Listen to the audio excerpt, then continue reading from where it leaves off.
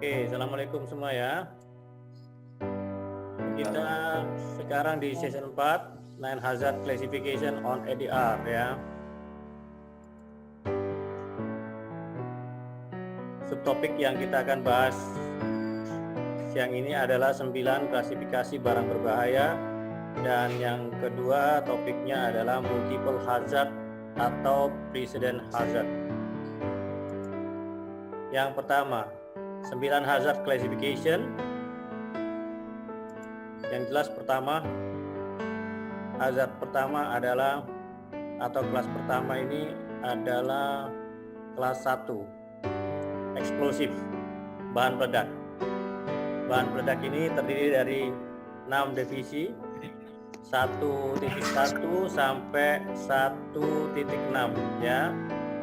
Nah, jadi bahaya bahan peledak ini bisa menimbulkan kebakaran, menimbulkan ledakan ya.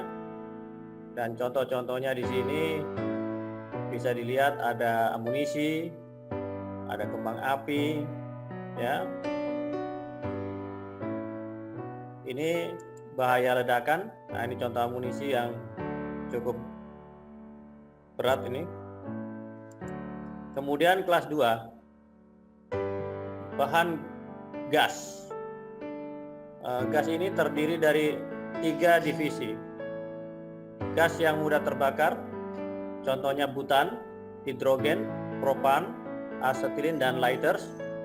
Kemudian ada gas yang tidak mudah terbakar, contohnya adalah refrigerated liquefied gas, karbon dioksida, neon, fire extinguisher, liquefied nitrogen tadi, kemudian helium. Ya, ini meskipun dia tidak mudah terbakar namun ada tekanan. Nah, tekanan itu yang kemudian berbahaya ya. Kemudian yang gas ketiga ini adalah 2.3 ini adalah gas beracun. Contohnya aerosol dengan toxicity yang rendah atau gas air mata. Ini gas air mata biasanya kalau lagi demo harus siap-siap untuk menerima gas air mata ya. Jadi Anda kalau memang demo harus pelajari dulu sifat-sifat gas air mata ini, baru Anda bisa melakukan hal yang baik. Tapi sebaiknya jangan demo ya. Gas ini untuk kebutuhan sehari-hari ya. Kita perhatikan gas ini digunakan untuk kebutuhan sehari-hari, untuk memasak segala macam. Kelas 3 ini adalah flammable liquid, cairan yang mudah terbakar dengan ciri-ciri akan mudah menyala pada titik nyala yang di bawah 60 derajat Celcius atau 60,5 derajat.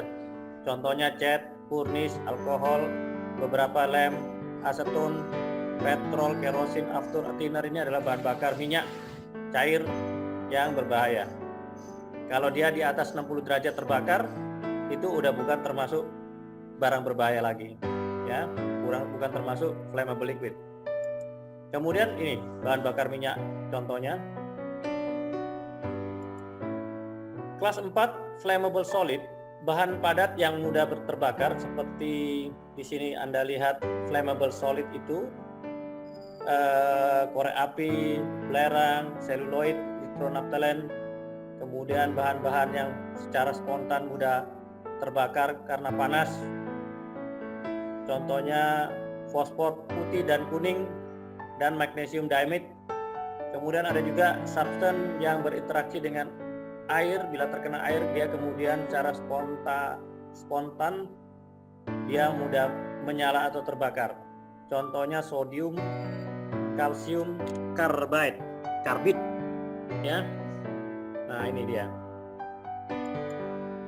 Sedangkan kelas 5 adalah terdiri dari 2 divisi. Kalau tadi kan kelas 4 itu terdiri dari 3 divisi. Kelas 5 ada 2 divisi di sini, 5.1 oxidizer dan organic peroxide. Oxidizer ini adalah bahan yang mengumpulkan oksigen yang secara dia itu siap untuk menstimulir ya.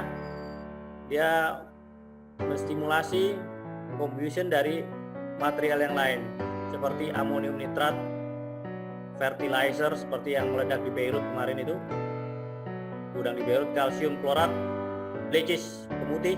Nah ini. Kemudian organic material liquid yang dapat mengignite atau dia dapat terignite dengan adanya kobaran api atau bakaran api ini, kemudian dia mengaccelerate, dia bereaksi dengan bahan lain, dan dia akan menimbulkan bahaya bila mereka tercampur satu dengan yang lainnya. Ini bahan-bahan kimia, biasanya terbutil hydroperoxide, ya. Ini dia. Kemudian, nah ini dia bahan kimia yang berbahaya untuk manusia. Kemudian kelas 6, bahan-bahan beracun maupun bahan yang bisa menimbulkan infeksi. Nah, contohnya yang 6.1 ini, toxic substance ini, kalau tadi ada 2.3 yang gambar tengkorak, ini ada gambar tengkorak lagi. Tapi yang tengkorak yang ini, dia toxic substance-nya sifatnya cair dan padat. Kalau yang tadi gas 2.3. Nah, dia akan berbahaya bila tertelan, terhirup, ataupun terserap melalui kulit. Contohnya arsenik, nikotin, cyanida, pestisida, strychnine. Sedangkan 6.2 infectious substance ini dia mengandung patogen dan juga menyebabkan orang menjadi sakit seperti mengandungan bakteri apa virus, ya, di mana di sini contohnya spesimen untuk diagnostik, limbah medis, limbah klinik, sampel darah yang terinfeksi virus dan bakteri, ya, termasuk COVID-19 itu sampel darahnya infectious substance, ya. Nah, ini dia. Kemudian yang kelas 7 radioaktif material ini, meskipun kelihatannya ada seperti divisi 1, 2, dan 3, dia ini bukan divisi, tapi kategori. Terdiri kategori 1, kedua, dan ketiga. 1 ini yang rendah, yang dia punya transport index 0 dengan maksimum radiasinya kurang dari 5 mikro, sedangkan radioaktif 2 ini transport indeksnya antara 0 sampai 1 dengan maksimum radiasinya 5 mikro sampai dengan 500 mikrosievert per hour. Kemudian radioaktif tingkat 3, 1 sampai 10, transport indeksnya antara 500 mikro sama 2 milisievert per jamnya. Dan radiasi ini bisa ditelusuri dengan menggunakan, dia itu merambat seperti gelombang alfa, beta, dan gamma. Kalau alfa bisa di counter dengan selembar kertas, kalau beta dengan papan, gamma harus dengan selembar menggunakan blok. Nah, dan ini bisa diukur berapa radiasi ini menggunakan alat yang namanya Geiger-Müller, ya. Kemudian ini adalah contoh-contoh barang di gudang yang radioaktif, dan ini dampak kalau kena radioaktif, Anda bisa selnya termutasi seperti Hulk. Nah, kelas 8 korosif adalah suatu zat ini, dia bisa merusak logam maupun jaringan kulit, ya. Nah, seperti bahan-bahan ini seperti asam baterai, sulfur, sodium hidroksid, potasium hidroksid, dan merkuri, ya. Contohnya di sini Anda lihat air aki, atau air raksa, atau merkuri. Bukan Freddie Mercury ya, merkuri nih ya. Nah, ini aki nih. Akinya gede banget, airnya nih bahaya nih. Kelas 9 miscellaneous. Ada contoh dari miscellaneous ini, di sini ada 3. Miscellaneous itu lain-lain artinya. Di luar kelas 1 sampai 8. Nah, contohnya karbon dioksida solid, dry ice, ya. Kemudian magnet. Magnet ini banyak kalau kena barang-barang elektronik, bisa merotoli. Kalau orang bilang merotoli itu hancur semua nih onderdilnya, ya. Kalau kena kompas pesawat, kalau diangkut dalam pesawat bisa mempengaruhi dan pesawat bisa nyasar nih. Malah bisa jatuh kalau kompasnya kesedot sama magnet. Nah, ini kemudian vehicle, kendaraan, di mana kendaraan ini yang bahaya adalah bagian-bagian dalamnya, seperti ada akinya, kelas 8, ada bannya, di dalam ban ada oksigennya, ada gasnya, tangki bensinnya, ada flammable liquidnya, kelas 3, gitu ya. Nah, itu kelas 9.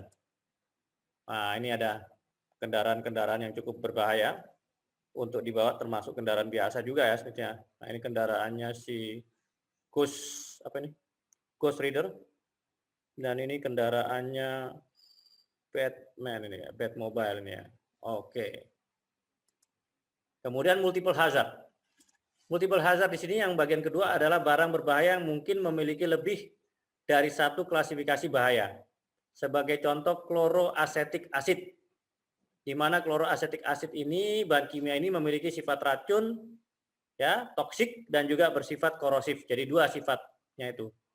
Ada beracun dan mengkorosifkan. Nah, ini dikatakan barang berbahaya yang memiliki multiple hazard. Ini contohnya nih. Dia nanti akan ada lambang tengkoraknya, toksik, dan ada gambar korosifnya. Seperti kikisan logam dan kepada jaringan kulit ini. Ya. Sedangkan ini adalah suatu tabel yang berguna untuk melihat, ya, primary dan subsidiary hazard. Kalau kita bicara primary dan subsidiary hazard, tadi kan ada dua hazard. Mana yang primer, mana yang subsidiary, mana yang bahaya pertama, bahaya utama, mana yang bahaya kedua. Nah, itu Anda kalau nanti masuk ke bab identifikasi, pada saat Anda membuka tabel A daripada EDR itu, ya, Anda akan perhatikan di situ. Di kolom yang ini ada kelas sih, ada kolom ketiga A, ini kan kelas ini ada primary-nya. Tapi kemudian nanti ada kolom di kolom 5. Kolom kelima itu di situ lebih dari satu kelas, ada 2.3, 2.1 dan 8, contohnya di chlorosilane. Ya. Berarti dia primary-nya itu yang paling atas, 2.3. 2.3 itu toxic gas. Lalu ada 2.1. Dia berarti flammable gas juga. Ini secondary hazardnya atau subsidiary hazardnya. Dan 8. Dia punya 3 multiple. Jadi 3 hazard. Jadi ini multiple hazardnya ini 3. Ini juga oksigen di fluoride ada 2.3. Kemudian dia subsidiary-nya ada 5.1 dan 8. Ini juga Germany UN 2192. Dia punya subsidiary 2.1. Kemudian ini selenium hexafluoride. Dia subsidiary yang kelas 8. 2.3 ini primary-nya. Ini juga tellurium, tungsten. Ini juga korosifnya adalah dia subsidiary hazard, ya. Jadi yang di bawahnya ini yang di atas itu primary, yang di bawah-bawahnya ini subsidiary hazardnya. Jadi subsidiary hazardnya bisa lebih dari 1 juga, ya. Dan di tabel 3.3 ini adalah suatu contoh tabel di mana Anda bisa melihat precedent hazard. Mana yang dominan daripada hazard itu, ya. Misalnya di sini, ya. Anda akan bisa mengetahui mana yang lebih dominan. Kalau dalam hal bukan hanya kelasnya, tapi packing grupnya juga. Ya, misalnya di sini packing group kelas 3 dan 6.1 ini. Ini kelas 3. Packing group 2 yang ini ya. Anda lihat. Kemudian dia akan dikawinkan dengan atau bergabung dengan 6.1 packing group 2. 6.1 packing group 3. Sorry. Nah, ini dia. Nah, nanti dia akan jatuh di sini. Jatuh di sini. Kotaknya setelah dipotong secara garis horizontal dan vertikal antara 32 dan 61 titik packing group 3. Jawabannya nanti ini. Yang dominan adalah kelas 3 dengan packing group 2. Ya. Dan otomatis yang menjadi subsidi hazardnya adalah 6.1. Nah, ini dia. Caranya seperti ini. Ya. Nah, ini jadi di-combine atau dikawinkan antara 32 dan 6.1 packing group 3. Kemudian kita akan menemukan mana yang dominan, ya. Kalau packing group itu pasti yang dominan, kalau 1, 2 dan 3 yang dominan pasti 1. 2 dan 3 pasti 2. Ya. Kalau kelas itu yang kita harus pakai tabel ini karena kita harus tahu 3 sama 6.1 belum tentu 3 mestinya ya. Tapi ini kebetulan dia 3 di sini ya. Nah, jadi belum tentu yang kelas kecilnya yang dominan. Nanti bisa terbalik juga, kelas gedenya juga yang dominan. Gitu. Nah, itulah cara menggunakan tabel 3.3. Baik. Itu tadi terkait dengan sesi keempat klasifikasi hazard classification dan multiple hazard.